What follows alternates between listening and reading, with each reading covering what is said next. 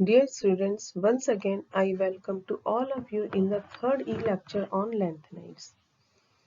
Students, last term पे हमने lanthanides के ऑक्सीडेशन स्टेट्स के बारे में पढ़ा था। आज हम लैंथेनाइड के आयनिक रेडिएशन और लैंथेनाइड कॉन्ट्रैक्शन की बहुत इंपॉर्टेंट प्रॉपर्टी होती है लैंथेनाइड्स के, उसके बारे में पढ़ेंगे। As all of you know that किसी भी एटम या आयन का जो आकार या रेडियस है वो दो फैक्टर पर डिपेंड करती है। किस किस पे? कि एक तो न्यूक्लियस और जो उनके किनारे के इलेक्ट्रॉन है उनके बीच में आकर्षण पर निर्भर करती है। ये आकर्षण जैसे जैसे न्यूक्लियस चार्ज बढ़ता है वैसे वैसे बढ़ता जाता है, और ये बढ़ा हुआ आकर्षण क्या करता है कि जो एटम के जो बाहरी इलेक्ट्रॉन होते हैं, जो किनारे वाले इलेक्ट्रॉन होंगे, उनको ज्यादा आकर्षण बल से आकर्षित करता है और इसलिए एटम का साइज छोटा होता जाता है। ठीक है, एक तो ये है। दूसरा है आपका कि जिस तरीके से न्यूक्लियस और इलेक्ट्रॉन के बीच में अट्रैक्शन होता है, उसी तरीके से इसके जो कोर इलेक्ट्रॉन होते हैं और जो वैलेंस शेल इलेक्ट्रॉन होते हैं उनके बीच में रिपल्शन होता है। जैसे जैसे कोई इलेक्ट्रॉन जुड़ेगा, ये अपन शील्डिंग इफेक्ट में इनिशियल जो अपने चैप्टर्स थे उनमें अपन डिटेल में पढ़ चुके हैं कि आने वाला जो इलेक्ट्रॉन है वो क्या करता है, बाहर वाले पहले से मौजूद इलेक्ट्रॉन से रिपेल होता है। ठीक है, इसलिए ये रिपल्शन जो है इनका साइज बढ़ाने की कोशिश करता है। ठीक है, तो दो तरीके के, एक तो अट्रैक्शन फोर्स जो कि साइज कम करने की कोशिश करता है, और एक रिपल्शन फोर्स जो कि साइज को बढ़ाने की कोशिश करता है। जैसे जैसे हम पीरियोडिक टेबल में चलते हैं, तो मतलब एक ग्रुप में ऊपर से नीचे चलते हैं, तो उनकी कोवेलेंट और आयनिक रेडियाई इंक्रीज होती जाती है। क्यों? क्योंकि एक एक्स्ट्रा शेल ग्रुप में ऊपर से नीचे जाने पे एक एक्स्ट्रा शेल जुड़ता जाता है। ठीक है, एक्स्ट्रा शेल जुड़ने से क्या होता है, इलेक्ट्रॉन जुड़ रहा है तो अट्रैक्शन भी बढ़ रहा है, पर एक्स्ट्रा शेल जुड़ रहा है तो उनका डिस्टेंस भी बढ़ रहा है। ठीक है, लेकिन जब हम पीरियड में जाते हैं लेफ्ट टू राइट, तो ये जो रेडियाई है वो डिक्रीज होती है, क्योंकि इसमें क्या होता है, आने वाला इलेक्ट्रॉन सेम शेल में प्रवेश करता है, एंटर होता है, इसलिए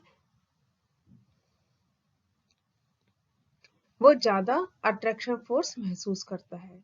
और शील्डिंग इफेक्ट जो इलेक्ट्रॉन का होता है वो अपन पहले पढ़ चुके हैं, एस से ज्यादा पी का, पी से ज्यादा डी का और डी से ज्यादा एफ का होता है। ठीक है, अब यदि हम लैंथेनाइड्स की बात करें, तो लैंथेनाइड में सबसे बड़ी बात की जो अभी अपन लास्ट लेक्चर में पढ़ के चुके थे कि लैंथेनाइड जो है इनकी कॉमन ऑक्सीडेशन स्टेट कौन सी होती है, +3। ठीक है, तो इसमें क्या है कि लैंथेनाइड्स में ट्राई पॉजिटिव आयंस की आयनिक रेडियाई जो है उसको अपन कंसीडर करते हैं। अब इसमें देखिए ये क्या होता है, ये आपके लैंथेनाइड्स हैं। ठीक है, ये इनकी यदि अपन ट्राई पॉजिटिव एलिमेंट की एटॉमिक और आयनिक रेडियाई की यदि अपन देखें तो तो अपन ये देखते हैं कि इनमें आयनिक रेडियाई में तो देखिए ऊपर से नीचे आने पे लगातार कमी हो रही है। ठीक है, लेकिन लेंथ एटॉमिक रेडियाई जो है उनमें जो चेंज है वो रेगुलर नहीं है। देखिए यहाँ पे 1.82 है, फिर 1.83, फिर 2.4 हो गया, फिर 1.76, फिर 1.73 हो गया। ठीक है, इनमें रेगुलर नहीं है, लेकिन जो आयनिक रेडियाई है ट्राई पॉजिटिव के, उनमें देखिए रेगुलर डिक्रीज हो रहा है। ठीक है, तो इन सबको हम कैसे समझा सकते हैं? इस सबको हम दो तरीके से समझा सकते हैं कि जो अपन इलेक्ट्रॉनिक कॉन्फ़िगरेशन जो अपन लैंथेनाइड का पढ़ के चुके हैं, उसमें अपन ये क्या देखते हैं कि इसमें लैंथेनाइड में इलेक्ट्रॉन्स जो होते हैं वो n-2f शेल में प्रवेश करते हैं। ठीक है, और दूसरी बात जो मेन है, इसमें जो 4f में प्रवेश करते हैं, लेकिन 4f के जो इलेक्ट्रॉन है उनका जो शील्डिंग इफेक्ट होता है वो प्रॉपर नहीं होता है, इम्परफेक्ट होता है 4f का। ये एक 4f इलेक्ट्रॉन दूसरे 4f इलेक्ट्रॉन को भी प्रॉपर शील्ड नहीं कर पाता है ना। अब अपन यदि एटॉमिक साइज की बात करें तो एटॉमिक साइज जो है वो किस पर डिपेंड करता है कि न्यूक्लियस से जो 6s इलेक्ट्रॉन है, जो आउटर मोस्ट इलेक्ट्रॉन है, उनके डिस्टेंस पे निर्भर करता है ना। अब इसमें अपन क्या कह सकते हैं, ये जो इलेक्ट्रॉन की दूरी है उस पर नाभिक द्वारा लगाए गए या न्यूक्लियस का जो अट्रैक्टिव फोर्स है उसका मान सकते हैं, उसका कॉन्सिक्वेंस होता है, जो कि इफेक्टिव न्यूक्लियर चार्ज पर डिपेंड करता है। लैंथेनाइड्स में जब हम एक एलिमेंट से दूसरे एलिमेंट पे जाते हैं तो एक यूनिट यदि न्यूक्लियर चार्ज बढ़ता है तो उसमें कब बढ़ता है, जब उसमें एक 4f इलेक्ट्रॉन की ज्यादा बढ़ता है ना। अब ये वाला इलेक्ट्रॉन क्योंकि n-2f शेल में जा रहा है तो इसका जो शील्डिंग इफेक्ट है या शील्डिंग कांस्टेंट है वो कितना होना चाहिए, थ्योरेटिकली तो 1 होना चाहिए। यानी न्यूक्लियर चार्ज में जो इंक्रीज होता है वो इलेक्ट्रॉन इलेक्ट्रॉन रिपल्शन द्वारा पूर्ण रूप से उदासीन हो जाना चाहिए। लेकिन इसमें क्या होता है कि एक 4f इलेक्ट्रॉन दूसरे होना तो वो चाहिए कि उदासीन हो जाए, न्यूट्रल हो जाए, लेकिन एक 4f इलेक्ट्रॉन दूसरे 4f इलेक्ट्रॉन को पूर्ण रूप से या परफेक्टली शील्ड नहीं कर पाता है। ठीक है, क्योंकि ये कुछ इस तरीके के डायरेक्शनल होते हैं, इस तरीके का इनका डायरेक्शन होता है कि 4f इलेक्ट्रॉन ना तो खुद का ना और जो आने वाले इलेक्ट्रॉन है उनका शील्डिंग पूरी तरीके से कर पाता है, जिसके कारण क्या होता है कि लैंथेनाइड्स में इलेक्ट्रॉन की जैसे जैसे संख्या बढ़ती जाती है, ठीक है, तो इनका जो अट्रैक्शन है वो रिपल्शन, अट्रैक्शन और रिपल्शन आपस में बैलेंस नहीं हो पाते हैं। ठीक है, तो नाभिकीय आवेश जो है वो धीरे धीरे थोड़ा थोड़ा बढ़ता जाता है, जिससे सभी इलेक्ट्रॉन्स जो न्यूक्लियस हैं उसके पास कुछ कुछ खिंचते चले आते हैं। ठीक है,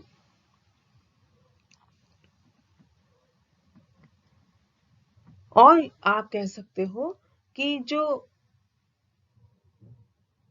directed nature of 4f electron is such that an increase in 4f electrons population causes imperfect shielding. Consequently, each 4f electron experiences added electrostatic attraction by the nucleus. The result is a decrease in the size of the entire 4f arrangement and therefore in the size of atom and ions with increasing atomic number. The accumulation of these successive contraction is the lengthenite contraction. ठीक है, सभी परमाणु जो है वो जैसे जैसे इसमें प्रभावी नाभिकीय आवेश बढ़ता है उसके कारण सभी इलेक्ट्रॉन न्यूक्लियस की ओर कुछ कुछ खिंचते चले जाते हैं और प्रत्येक एटम और आयन अपने से पहले वाले एटम या आयन की तुलना में थोड़ा छोटा हो जाता है।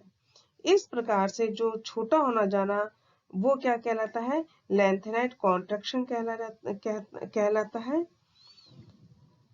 जो लैंथेनाइट्स के फर्स्ट और लास्ट मेंबर्स के या एलिमेंट्स की रेडियस के समान होता है।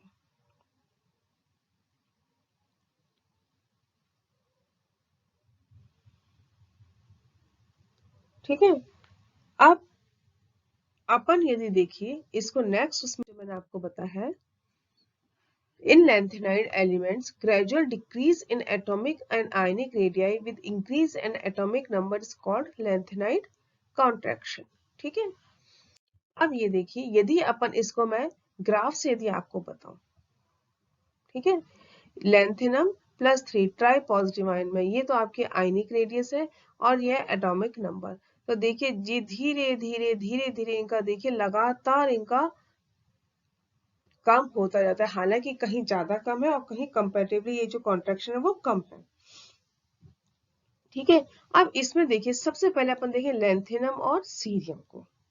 ठीक है, लेंथेनम और सीरियम के बीच में कॉन्ट्रैक्शन काफी ज्यादा होता है।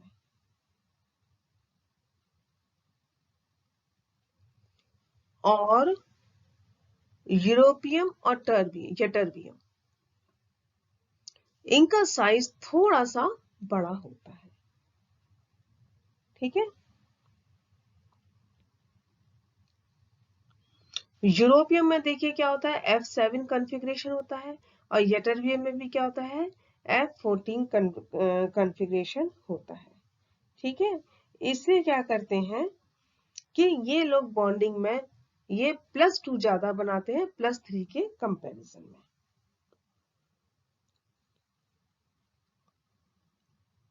ठीक है, एक तो ये हो गया। अब अपन देखिए कि सीरियम सीरियम भी थोड़ा सा क्या है, सीरियम और प्लाज्मोडायमियम ये भी थोड़ा सा जो है अलग बिहेव शो करते हैं। ठीक है, क्यों करते हैं, क्योंकि ये क्या है, ये सीरियम +3 की अपेक्षा +4 ऑक्सीडेशन स्टेट में ज्यादा पाया जाता है। ये +4 में मैंने आपको प्रीवियस लेक्चर में बताया था, +4 में इसकी कौन सा कॉन्फ़िगरेशन रहता है, F0 कॉन्फ़िगरेशन हो जाता है। इसलिए इसकी टेंडेंसी क्या रहेगी, अपने आप को F0 कॉन्फ़िगरेशन में कन्वर्ट करने की रहेगी, यानी इसमें से एक इलेक्ट्रॉन और निकल जाता है। इसलिए इसके कहता है टेट्रा पॉजिटिव +4 ऑक्सीडेशन स्टेट में होता है, इसलिए इसका कॉन्ट्रैक्शन इसमें ज्यादा होता है। ठीक है, और प्लेस्मोडाइमियम भी क्या है, +4 बताता है, लेकिन प्लेस्मोडाइमियम में +4 की अपेक्षा +3 ऑक्सीडेशन स्टेट जिसमें ज्यादा स्टेबल होती है।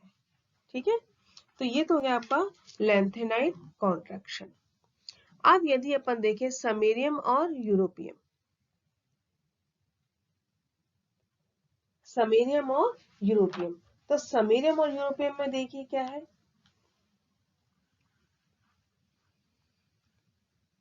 यूरोपियम आपका होता है 4F6। ठीक है, 4F6 कॉन्फ़िगरेशन होता है, और यूरोपियम आपका क्या होता है, 4F7 कॉन्फ़िगरेशन होता है। तो यूरोपियम जो है अपने आप को +2 में ही रखने की कोशिश करता है। इसी तरीके से आपका थूलियम और यटरबियम, थूलियम में क्या होता है, 4F13 होता है, इससे क्या करेगा, एक इलेक्ट्रॉन लेने की कोशिश करेगा, इसलिए यटरबियम से ये थोड़ा सा इसमें कॉन्ट्रैक्शन में थोड़ी सी एनोमली इसमें आ जाती है। ठीक है, अब आप चलिए इसका कॉन्सिक्वेंस ऑफ लेंथेनाइड कॉन्ट्रैक्शन, मतलब जब इनके लेंथेनाइड में आपस में एक साइज में डिक्रीज होता जाता है या कॉन्ट्रैक्शन आता जाता है, तो इसके परिणाम क्या हो सकते हैं, या इसके क्या क्या कॉन्सिक्वेंसेस हो सकते हैं। ठीक है, तो लेंथेनाइड कॉन्ट्रैक्शन का जो इफेक्ट है वो सिर्फ लेंथेनाइड्स पे के कैरेक्टरिस्टिक्स पे नहीं पड़ता, परंतु इसके बाद में आने वाले कुछ एलिमेंट्स के जो प्रॉपर्टी हैं उन पे भी इसका बहुत अधिक प्रभाव पाया जाता है। एक्चुअली में जब अपन देखते हैं ना कि लेंथेनाइड और उसके बाद जो जस्ट बाद जो थर्ड ट्रांजिशन सीरीज आती है, ठीक है, उनके कुछ बहुत ही असामान्य व्यवहार होते हैं। वो किस लिए होते हैं, वो इस लेंथेनाइड कॉन्ट्रैक्शन के ही कॉन्सिक्वेंसेस होते हैं। तो फर्स्ट है आपका basic character of lanthanide hydroxide, lanthanide hydroxide की क्षारीय प्रवृत्ति। ठीक है, अब ये अभी अपन देख चुके हैं जो ट्राई पॉजिटिव लेंथेनाइड आयंस हैं उनके साइज लगातार घटते हैं। लगातार घटने से क्या होगा कि इनके जो कोवेलेंट कैरेक्टर है वो भी क्या है,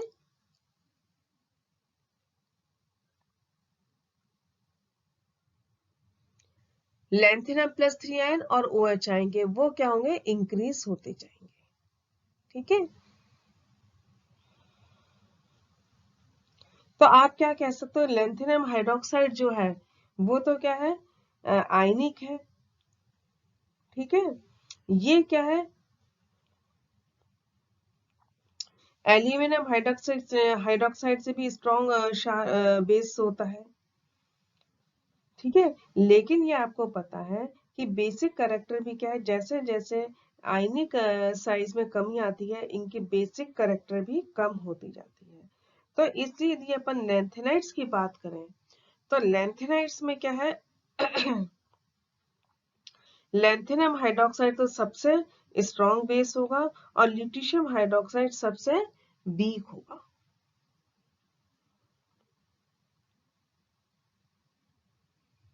तो ये है आपका लैंथेनियम हाइड्रोक्साइड तो सबसे ज्यादा होगा और ल्यूटीशियम हाइड्रोक्साइड जो है वो सबसे कम होगा। फिर है आपका नेक्स्ट है occurrence of yttrium with lanthanide elements. Yttrium की लैंथेनाइड के साथ समानता। आपको पता है कि अपन के जो ट्रांजिशन सीरीज में सबसे पहले स्कैंडियम होती है, स्कैंडियम के बाद यूट्रियम होता है, यूट्रियम के बाद लैंथेनम होता है। ठीक है, तो अपन क्या कहते हैं कि फर्स्ट ट्रांजिशन सीरीज स्कैंडियम से शुरू होती है, सेकंड यूट्रियम से शुरू होती है और थर्ड आपकी लैंथेनम से शुरू होती है। तो जैसे जैसे अपन किसी ग्रुप में ऊपर से नीचे जाते हैं तो साइज बढ़ता है। तो स्कैंडियम से बड़ा साइज किसका होना चाहिए, यूट्रियम का होना चाहिए। और यूट्रियम से बड़ा साइज किसका होना चाहिए, लैंथेनम का होना चाहिए, यानी यूट्रियम का साइज लैंथेनम से छोटा होना चाहिए। लेकिन लैंथेनम के में हम जैसे जैसे आगे जाते हैं तो लैंथेनम के बाद क्या होता है, 14 एलिमेंट्स किसके आते हैं, लैंथेनाइड्स के आते हैं, जो कि क्या कहलाते हैं, लैंथेनाइड सीरीज कहलाती है। इनमें लैंथेनाइड कॉन्ट्रैक्शन होता है और इस कॉन्ट्रैक्शन का प्रभाव लैंथेनाइड्स के जस्ट बाद में आने वाले एलिमेंट्स के ऊपर भी रहता है। ठीक है, तो लैंथेनम के बाद जब हम ल्यूटेशियम पे आते हैं, खत्म हो गया। ल्यूटेशियम के बाद जब हम आगे की तरफ चलते हैं तो क्या होता है, इसके साइज में थोड़ी सी कमी आती जाती है और होलियम तक आते आते ये कमी किसके बराबर हो जाती है, इट्रियम के बराबर होती जाती है। सॉरी, लैंथेनाइड्स में क्या होता है, आकार में कमी, पोस्ट लैंथेनाइड्स नहीं, लैंथेनाइड्स में आकार में कमी होती जाती है। यूट्रियम का साइज लैंथेनम से छोटा है, लेकिन लैंथेनम के बाद क्या होता है, लैंथेनाइड कॉन्ट्रैक्शन का इनकी साइज में कमी आती जाती है और कमी आते आते जैसे ही अपन होलियम पे पहुंचते हैं, ठीक है, यानी होलियम आपका कौन सा एलिमेंट हो गया, F11 जिसका कॉन्फ़िगरेशन होता है। ठीक है, होलियम पे जैसे ही हम पहुंचते हैं तो होलियम प्लस 3, मतलब कमी आते आते आते क्या है, होलियम प्लस 3 में आते आते इसकी में कमी किसके कमी होते, इसका साइज लगभग किसके बराबर हो जाएगा, एट्रियम के बराबर होता जाता है। ठीक है, तो यही कारण है, इसी कारण से नेचर में इट्रियम जो है वो लैंथेनाइड्स के साथ पाया जाता है और इन एलिमेंट से इट्रियम को सेपरेट करना बहुत मुश्किल होता है। मतलब इसके ये कैरेक्टर इतने ज्यादा मिलते हैं इट्रियम के लैंथेनाइड से कि इसे मतलब अपन क्या कहते हैं कि लैंथेनाइड जो सीरीज है उसका एक मेंबर भी मान सकते हैं। ठीक है, नेक्स्ट है आपके आयनाइजेशन पोटेंशियल एंड इलेक्ट्रोनेगेटिविटी।